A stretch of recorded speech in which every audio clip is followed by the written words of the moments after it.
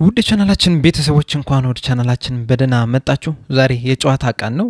ምሽት 4 ሰዓት ላይ ሊቨርፑል ከኤቨርተን በአንፊልድ ሮድ የሚያደርጉት ጨዋታ አለ። በተጨዋታው ዙሪያ እንግዲህ አንዳንድ ነጥቦችን ለማንሳት ተመልሼ መጥቻለሁ። እስከ መጨረሻው ደቂቃ ድረስ አብራችሁኝ እንድትቆዩ በአክብሮት ጋብዛለሁ። እንደዚሁም በጨዋታው ዙሪያ ያላችሁን አስተያየት ስንት ለስንት ያልቃል፣ ማንስ ሊሰለፍ ይችላል የሚለው ነገር ኮሜንት ሴክሽን ላይ በመጻፍ አሳውቁኝ። ሰብስክራይብ፣ ላይክ፣ ሼር ማድረግ እንዳትረሱ። ደውሏን በመጫን ደግሞ ሁሉ ጊዜ ሊቨርፑል የሚመለከቱ የተለያዩ ዜናዎችን፣ ዘገባዎችን ይዤ ስመጣ ወደ እናንተ ቶሎ እንዲደርስ ማድረግ ትችላላችሁ። አሁን በቀጥታ እንግዲህ ወደ ጨዋታው እንገባለን።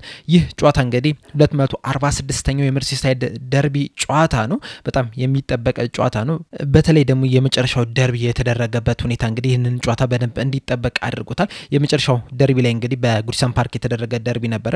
2-2 በሆነ ውጤት ነበር ሊቨርፑል ከኤቨርተን የተለያዩትና በዛ ጨዋታ ላይ እንግዲህ በተለይ ከጨዋታው በኋላ የተፈጠሩ ነገሮች እንግዲህ ይሄንን ጨዋታ እንዲጠበቅ አድርጎታል። በጨዋታ ላይ እንግዲህ እንደምታስታውሱት ለኤቨርተኖች ቤቶና ተርኮስኪ ነበር ጎሎችን ማስቆጠር የቻሉት። ለሊቨርፑል ደግሞ ማካሊስተርና ሳልሃ ነበር ያስቆጠሩት። የኤቨርተንን አቻ የሚያደርጉበትን ጎል እንግዲህ 98ኛው ደቂቃ ላይ ነበር የተጨመረውና ያ ጭማሪ ደቂቃ ከተጨመረ ጀምሮ እንግዲህ የተፈጠሩ በጣም ብዙ ነገሮች አሉ።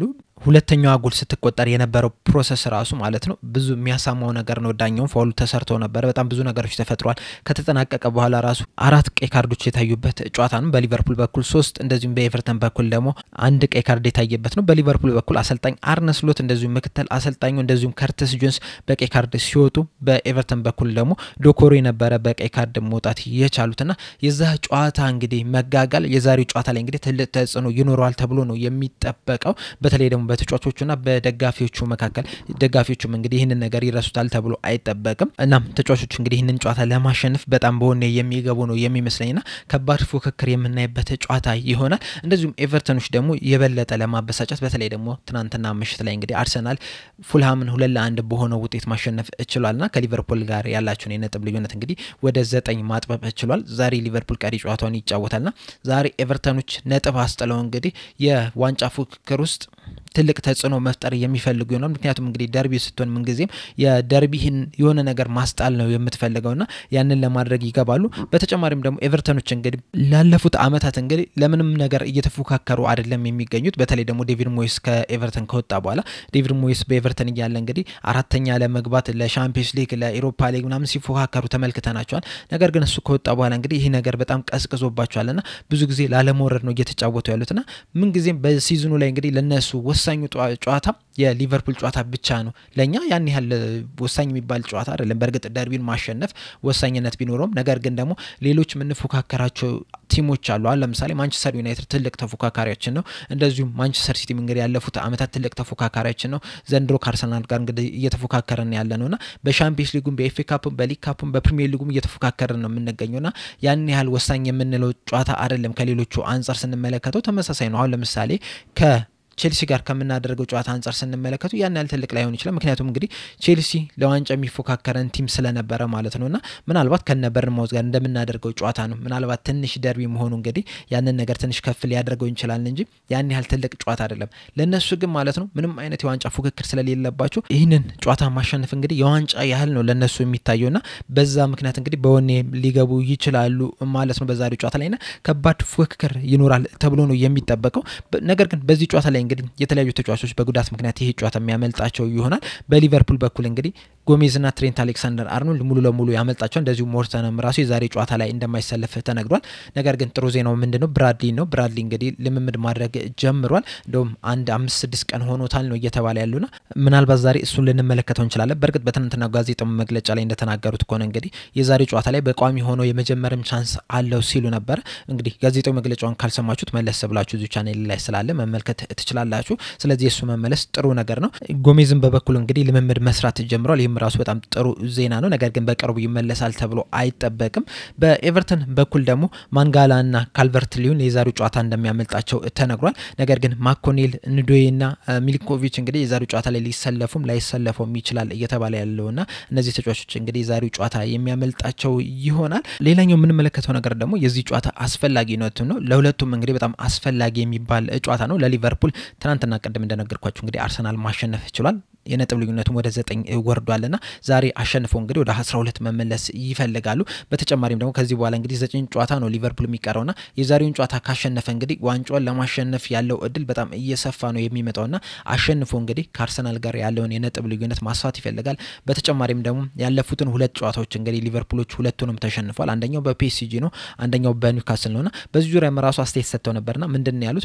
መሸነፋችን ካልቀረ በኒውካስልና በፒኤስጂ ብንሸነፍ ይሻላል በፕሌይማውዝ ከምንሸነፍ፣ ነገር ግን ደግሞ በኒውካስል የተሸነፍንበት መንገድ ደግሞ በጣም የሚያበሳጭ ነው። ሙሉ ለሙሉ በልጠውን ነበር፣ መሸነፍ የሚገባን ነበር ብለው ነበርና ከዚህ ነገር ውስጥ እንግዲህ ማገገም ይፈልጋሉ። ለማገገም ደግሞ የዚህን ጨዋታ ማሸነፍ ያስፈልጋልና በዘንድሮ እንግዲህ በተከታታይ ሁለት ጨዋታ የተሸነፍነው ለመጀመሪያ ጊዜ ነው።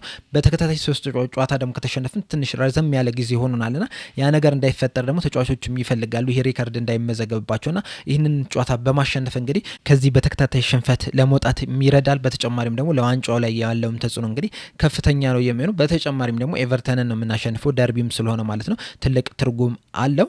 በኤቨርተኖች በኩልም እንግዲህ ያለፉትን 9 ጨዋታዎች አልተሸነፉም፣ አቻ በእርግጥ አለባቸው፣ ነገር ግን ምንም አይነት ሽንፈት አላስተናገዱ። ዴቪድ ሞይስ ከመጣ በኋላ እንግዲህ ጥሩ መነቃቃት ላይ ነው የሚገኙትና ይህንንም መነቃቃት ለማስቀጠል እንግዲህ የዛሬውን ጨዋታ ማሸነፍ ይፈልጋሉ። በተጨማሪም ደግሞ ቀጣይም እንግዲህ ከባባድ ጨዋታዎች አሉባቸውና የዛሬውን በማሸነፍ ለቀጣይም ጥሩ መነሳሻ እንዲሆናቸው ማድረግ ይፈልጋሉ። አሁን በቀጣይ እንግዲህ በተከታታይ አርሰናል ጋር ይገናኛሉ፣ ከኖቲንግሃም ፎረስት ጋር ይገናኛሉ፣ ከቼልሲ ጋር ይገናኛሉ፣ ከማንቸስተር ሲቲ ጋር ይገናኛሉ። እነዚህ ደግሞ ማለት ከዛሬ ጀምሮ እንግዲህ ቀጣይ 4-5 ጨዋታዎች እንግዲህ ከ1 እስከ 5ኛ ደረጃ ያሉትን ቡድኖች ነው የሚያገኙትና ዛሬውን ጨዋታ በማሸነፍ እንግዲህ ለቀጣይ ስንቅ ይሆናቸው፣ ለቀጣይ መነቃቂያ ነው የሚሆናቸውና ይህ ጨዋታ እንግዲህ ለነሱም ወሳኝ ነው። ሊቨርፑልም እንግዲህ በቀጣይ በተከታታይ የሚያገኛቸው ፉልሃምን ያገኛል፣ ዌስትሃምን ያገኛል፣ ሌስተርን ያገኛል፣ ከዛ ቶተናምን ያገኛልና የዛሬውን ጨዋታ ካሸነፈ እንግዲህ ቀጣይ ያሉትን 4 ጨዋታዎች የማሸነፍ ከፍተኛ እድል አለውና ስለዚህም የዋንጫውን የማሸነፍ ከፍተኛ ቻንስ ይኖረዋል እና የዛሬው ጨዋታ ማሸነፍ እንግዲህ በጣም ወሳኝ ነው። በእርግጥ አቻ መውጣት ራሱ ያን ያህል ትልቅ ነገር አይደለም፣ ምክንያቱም እንግዲህ በጣም ብዙ ልዩነት አለ በሊቨርፑልና በአርሰናል መካከል። አቻ እንኳን ቢወጡ እንኳን በ10 ነጥብ ልዩነት ይኖራልና ቀጣይ ከሚቀሩ 8 ጨዋታዎች እንግዲህ 5ቱን ብቻ ማሸነፍ ነው የሚጠበቅበት። ነገር ግን የዛሬውን በማሸነፍ ቀጣይም ከፉልሃም ነው፣ ከዛ ከዌስትሃም ነው፣ ከዛ ከሌስተር ነው የሚገኙትና ዌስትሃምና ሌስተር ደግሞ ጥሩ የሚባል ጊዜ ላይ አይደለም ያሉት። ከዛም የሚቀጥለው ደግሞ ቶተናም ነው፣ ቶተናምም ዘንድሮ ጥሩ የሚባል ጊዜ ላይ አይደለም ያሉትና የዛሬውን ጨዋታ ማሸነፍ እንግዲህ በጣም ወሳኝ ነው ለሊቨርፑል ማለት ነው። ሌላኛው ምንመለከተው ደግሞ የእርስ በርስ ግንኙነትን ይሆናል። ያለፉትን ጥቂት ግንኙነት ስንመለከት ቢያንስ 5ቱን ስንመለከት እንግዲህ ሊቨርፑል በሁለቱ ሲያሸንፍ በሁለቱ አቻ ወጥተዋል። አንዱን ደግሞ ኤቨርተኖች አሸንፏል። ያለፈውን የመጨረሻ ጨዋታ ሲገናኙ እንግዲህ 2-2 በሆነ ውጤት ነበረ የተለያዩት በጉዲሰን ፓርክ የተገናኙበት ጨዋታ ማለት ነው። በአንፊልድ በተገናኙበት ያለፉትን 5 ጨዋታዎች ደግሞ ሊቨርፑል 4ቱን ሲያሸንፍ ኤቨርተኖች አንዱን ማሸነፍ ይችላል። በሚገርም ሁኔታ 5ቱም ጨዋታ ላይ እንግዲህ የተሸነፈው ቡድን ምንም ጎል ማስቆጠር አልቻለም። በተጨማሪም ደግሞ ሊቨርፑል ያለፉትን 3 ጨዋታዎች በተመሳሳይ 2-2 በሆነው ውጤት ነው ማሸነፍ የቻለው። ለመጨረሻ በአንፊልድ የተገናኙበት ጊዜ እንግዲህ ሳላህ ሁለቱንም ጎል ማስቆጠር ችሏል። 75ኛው ደቂቃ ላይ በፔናልቲ እንደዚሁም ደግሞ 97ኛው ደቂቃ ላይ ደግሞ በጨዋታ ማስቆጠር ችሏል። አሁን ላይ ያሉበትን አቋም ስንመለከተው ደግሞ ያለፉትን 5 ጨዋታዎች ሊቨርፑል 3ቱን አሸንፈው 2ቱን ተሸንፏል። 2ቱን የተሸነፈው እንግዲህ በኒውካስልና በፒኤስጂ ነው። ኤቨርተኖች በበኩላቸው ደግሞ 4ቱን አቻውቶ አንዱን አሸንፈዋል። እንግዲህ ያሉበትን የደረጃ ሰንጠረዥ ስንመለከተው ደግሞ ሊቨርፑል በአንደኝነት ተቀምጧል በ70 ነጥቦች ማለት ነው። ከተከታዩ አርሰናል እንግዲህ በ9 ነጥብ በመራቅ ኤቨርተኖች በበኩላቸው ደግሞ በሰበሰባቸው 34 ነጥቦች 15ኛ ደረጃ ላይ ተቀምጧል እና ኤቨርተኖች ዛሬ የሚያሸንፉ ከሆነ እንግዲህ ማንቸስተር ዩናይትድን በመብለጥ 13ኛ ደረጃ ላይ መቀመጥ የሚችሉበት እድል አላቸውና ይህም ነገር እንግዲህ ጨዋታው ላይ ትልቅ ነገር ይጨምርበታል ማለት ነው። በመጨረሻም የምንመለከተው ደግሞ ግምታዊ አሰላለፍ ነው። ሊቨርፑል ይዞት ሊገባ የሚችለውን አሰላለፍ እንመለከታለን። በመጀመሪያ የምንመለከተው እንግዲህ ሁልጊዜ እንደምናደርገው በበረኛ ነው። በበረኛ ላይ እንግዲህ ዛሬ አሊሰን ይገባል ተብሎ ነው የሚጠበቀው። በእርግጥ ትናንትና በሰጡት ጋዜጣዊ መግለጫ ላይ እንግዲህ ቼክ አፕ ያስፈልጓል፣ ምሽት ላይ እንግዲህ ቼክ መደረግ አለበት ሲሉ ነበር። እንደሚታወቀው እንግዲህ ለብራዚል ብሔራዊ ቡድን እየተጫወተ ያለ ግጭት አጋጥሞት ነበር ከሳንቼዝ ጋር ከኮሎምቢያ ጋር በተጫወቱበት ጨዋታና ምናልባት ከንከሽን ሊሆን ይችላል በሚል ፍርሃት ነበር ወደ ሊቨርፑል የመጣውና በዛ ፕሮቶኮል መሰረት ደግሞ 6 ቀን ማረፍ መቻል አለበትና ያ ነገር እንግዲህ ቼክ መደረግ አለበት ብቁ ነው አይደለም የሚለው ነገር ሲሉ ነበር። ነገር ግን ደግሞ ትሬኒንግ እያደረገ ስለነበር በዛሬ ጨዋታ ላይ እንግዲህ ይሰለፋል ተብሎ ነው የሚጠበቀው።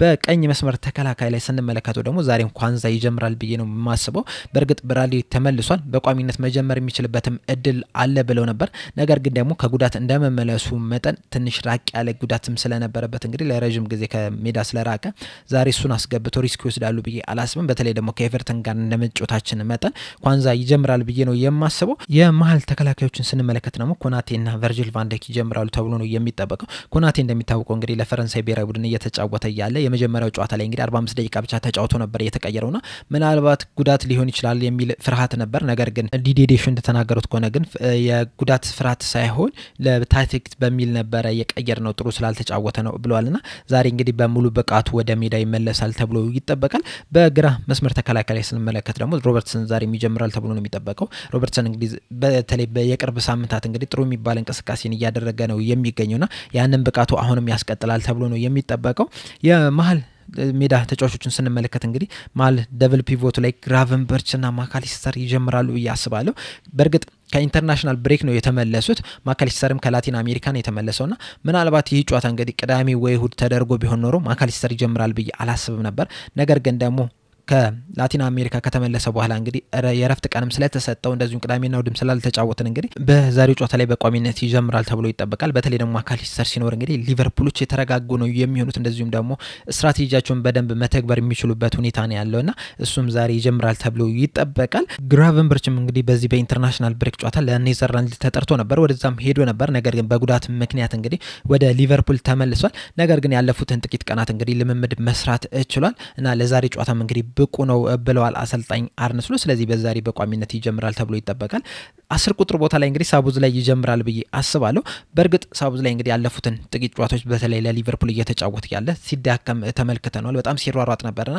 ድካምም ታይቶበት ነበር ነገር ግን ወደ ኢንተርናሽናል ብሬክ መሄዱ ከዛም ሲመለስም እንግዲህ ጥቂት ቀናት እረፍት ስለተሰጠው ሙሉ ኢነርጂውን ይዞ ይመጣል ተብሎ ይጠበቃል እዚህ ላይ እንግዲህ ምናልባት ከርቲስ ጆንስ የሚገባበት እድል ሊኖር ይችላል በተለይ ደግሞ በማካሊስተር በኩል ማለት ነው ከርቲስ ጆንስ ልንመለከተው እንችላለን ቀደም እንዳልኳችሁ በመጨረሻው ሊቨርፑል ከኤቨርተን በተገናኙበት የመርሲሳይድ ደርቢ ጨዋታ ላይ እንግዲህ በቀይ ካርድ መውጣቱ አይዘነጋምና የመርሲሳይድ ደርቢ ፊሊንጉን በደንብ ስለሚያውቀው ያን ነገር እንግዲህ ወደ ቡድን ውስጥ ለማስረጽ በሚል እሱ ልንመለከተው የምንችልበት ሁኔታ አለ በተጨማሪም ደግሞ የኤቨርተን ጨዋታ ላይ እንግዲህ ተቀይሮ ሲገባም ጥሩ መንቀሳቀስ ችሎ ነበር እንደዚሁም ከኒውካስል ጋር በተደረገው ጨዋታም እንግዲህ እሱ ከተቀየረ በኋላ ነው ሊቨርፑሎች ጥሩ መንቀሳቀስ የቻሉትና በዛ ምክንያት እንግዲህ ምናልባት ዛሬ በቋሚነት ልንመለከተው የምንችልበት ሁኔታ ሊኖር ይችላል በአጥቂ ስፍራ ላይ ያሉትን ስንመለከት ደግሞ በቀኝ በኩል እንግዲህ ዛሬ መሐመድ ሳላህ ይጀምራል ተብሎ ነው የሚጠበቀው መሐመድ ሳላህ እንግዲህ በኢንተርናሽናል ብሬክ ጨዋታ ላይ ከኢትዮጵያ ጋር ባደረገው ጨዋታ እንግዲህ ጎል ማስቆጠርም ችሏል አሲስትም ማስመዝገብም ይችላል እንደዚሁም ደግሞ በፕሪሚየር ሊግ ዘንድሮ ራሱ በጣም ድንቅ የሚባልን ጊዜን እያስመለከተ ነው የሚገኘው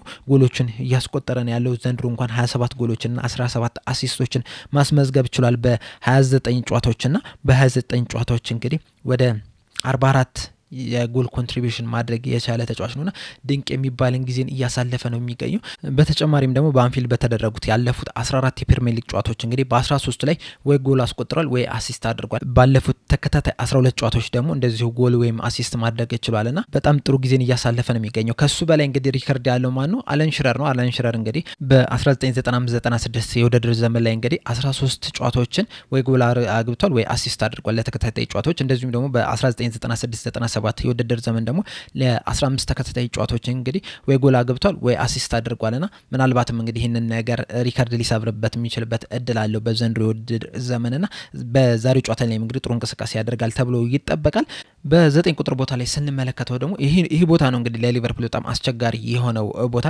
ምክንያቱም እንግዲህ ሁሉም ተጫዋቾች ጥሩ የሚባል እንቅስቃሴን እያደረጉ አይደለም የሚገኙት ኮዲ ጋክፖ ነው እንደውም ከመሐመድ ሳላህ በመቀጠል የተሻለ እንቅስቃሴን እያደረገ ያለው ነገር ግን ሌሎችን ብንመለከታቸው ሉዊስ ዲያዝን ኑኔዝን ብንመለከተው ኬዛንም ብንመለከተው እንግዲህ ብዙ የጎል ኮንትሪቢዩሽን እያደረጉ አይደለም የሚገኙት በርግጥ ኬዛ ብዙ የመጮቻ እድል እያገኘው አይደለም ነገር ግን ባለፈው በሊግ ካፕ ጨዋታ ላይ እንግዲህ ተቀይሮ በመግባት ጎል ማስቆጠር ችሏል ሌሎቹን ስንመለከታቸው ውጤታማ የሆነ ጊዜን እያሳለፉ አይደለም የሚገኘው መጀመሪያ ላይ እንግዲህ ጥሩ የሚባል እንቅስቃሴን ማድረግ ችሎ ነበር አንዱ ተቀይሮ ሲገባ የተሻለ ተጽዕኖ መፍጠር ችሎ ነበር ነገር ግን ያለፉትን ጥቂት ጨዋታዎች ብንመለከታቸው እንግዲህ ኑኔዝን እንኳን ብንመለከተው ጎል ካስቆጠረው ይልቅ ብዙ ቢጫ ካርድ ያገኘው ይበልጣል በዚህ ሲዝንና ምንም ውጤታማ አይደለም እየሆነ ያለው ጆታም እንግዲህ ከጉዳት ከተመለሰ በኋላ ጎሎችን እያስቆጠረ አይደለም የሚገኙና የጎል ደርቅ ያጋጠመው ነው የሚመስሉና በአጠቃላይ ግን የሊቨርፑል የማጥቃት ስፍራው እንግዲህ ውጤታማ አይደለም እየሆነ ያለው ከሞሐመድ ሳላ ውጪ ማለት ነውና ይህ ነገር እንግዲህ ከዚህ በኋላ ለሚመጡ ጨዋታዎች ምን ያህል ተጽዕኖ ይፈጥራል የሚለው ነገር ምን መለከተው ይሆናል። ነገር ግን ለቀጣይ አመት ግን ማለት ነው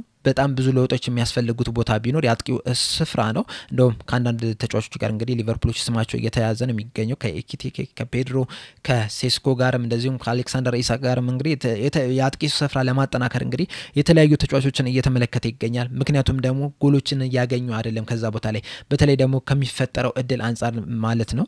ምክንያቱም እንግዲህ በፕሪሚየር ሊጉ ብዙ እድሎችን የሚፈጥረው ሊቨርፑል ነው። እንደዛም ሆኖ ግን በጣም ብዙ ኳሶች እየተሳቱ ነው ያሉትና እዛ ቦታ ላይ እንግዲህ ለማጠናከር ያስፈልጋልና በዛሬው ጨዋታ ላይ እንግዲህ ማን ይሰለፋል የሚለው ነገር እንግዲህ በጣም ትልቅ ጥያቄ ነው የሚሆነው። ነገር ግን እንደኔ ሉዊስ ዲያዝ ሊገባ የሚችልበት እድል አለው። በተለይ ከኮሎምቢያ ጋር እንግዲህ 2 ጎሎችን ማስቆጠር ይችላል በኢንተርናሽናል ብሬክና ምናልባት ያ ሞራል ሆኖት እንግዲህ በዛሬው ጨዋታ ላይ ጥሩ ከተንቀሳቀሰ የምንመለከተው ነገር ይሆናል። በግራ መስመር ላይ እንግዲህ ኮዲ ጋክፖ ይሰለፋል ተብሎ ነው የሚጠበቀው። በርግጥ ከጉዳት ከተመለሰ በኋላ በፒኤስጂም እንደዚሁም በኒውካስል ጨዋታ ላይ ጥሩ መንቀሳቀስ አልቻለም። ነገር ግን ለኔዘርላንድ ባደረገው ጨዋታ እንግዲህ 1 ጎል ማስቆጠር ችሏልና ምናልባት ወደ ብቃቱ የሚመለስበት እድል ሊኖር ይችላልና እሱ ሲገባ እንደውም ሊቨርፑል የተሻለ የማጥቃት ስትራቴጂ ያለው ነው የሚመስለውና የተሻለ የማጥቃት ፓወርም አለውና ዛሬም እንግዲህ ያንን ነገር እንመለከታለን ብዬ ተስፋ አደርጋለሁ። በአጠቃላይ እንግዲህ በዚህ ጨዋታ ዙሪያ ያዝኩላችሁ ነገር ይሄንን ይመስላል። እናንተም በጨዋታው ዙሪያ ያላችሁን አስተያየት ጨዋታው ስንት ያልቃል እንደዚሁም ደግሞ ማን ሊሰለፍ ይችላል የሚለው ነገር ግምታችሁን ኮሜንት ሴክሽን ላይ በመጻፍ አሳውቁኝ። በቀጣይ ደግሞ ከጨዋታው ከመጠናቀቅ በኋላ በጨዋታው ዙሪያ የሚነሱ አንዳንድ ነጥቦችን ይዤላችሁ የምመጣ ይሆናል። ለአሁን እዚህ ላይ ያበቃው። ሰብስክራይብ፣ ላይክ፣ ሼር ማድረግ እንዳትረሱ። ቻው።